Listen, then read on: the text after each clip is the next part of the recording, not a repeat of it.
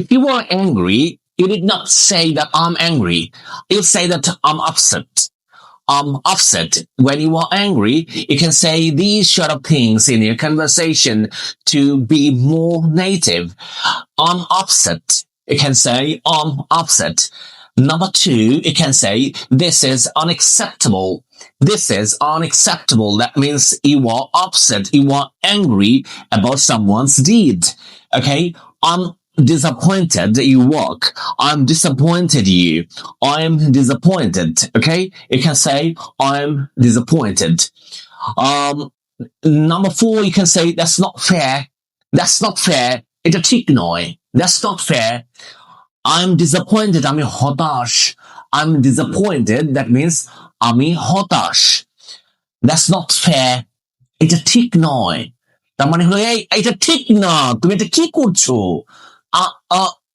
That's not fair. That's not fair. Okay? এখন আমরা বাঙালিরা যেভাবে কথা বলি, অনেকে বলে যে ব্রিটিশদের মতো ইংলিশ কথা বলে তো আপনার কথা কেউ বুঝবে না। আমি তার জন্য কথা বলছিও না, কারণ যে আমার কথা বুঝবে না আমি তার জন্য বলছি না, আমি বলছি তার জন্যই যে আমার কথা বুঝবে।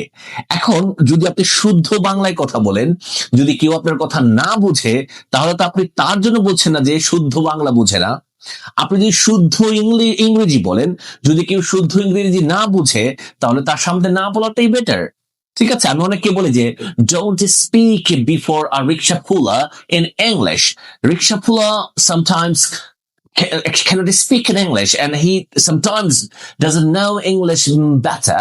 ভালো ইংলিশ না জানার কারণে অনেক সময় অনেক রিক্সা চালক কিন্তু ইংরেজি জানে। ঠিক আছে, এই জন্য বলছি ভালো না জানার কারণে তাদের সামনে ইংরেজিতে কথা বললে তারা অনেক কিছু বুঝবে না। But never stop uttering the right one.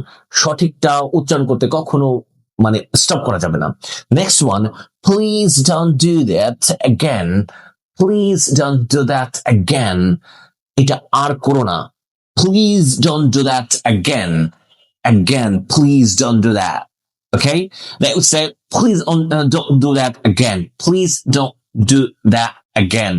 Please don't do that again. Please don't do that again. Okay? Please don't do that again. দয়া করে এটা আর করো না। তার মানে যখন আপনি আপসেট থাকবেন, অ্যাংরি থাকবেন, তখন এই ধরনের ফ্রেজেস, যে কোনো একটা phrase you can use at that moment. Bengali সবসময় যখন রেগে যায় তখন ইংরেজিতে কথা বলার চেষ্টা করে। সুতরাং আপনি যদি এই বিষয়গুলো একটু শিখে রাখেন, তাহলে আপনার রেগে যাওয়ার সময় ইংরেজিতে কথা বলতে কত সহজ হবে চিন্তা করুন। তাহলে শিখে নিন এবং অন্যদের সাথে শেয়ার করুন।